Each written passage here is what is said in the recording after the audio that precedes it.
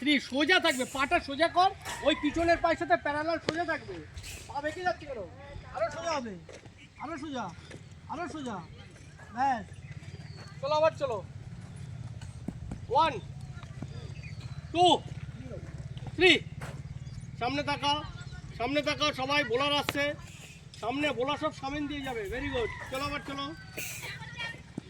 1 2 3। এই আব্দুল্লাহ কে নাই?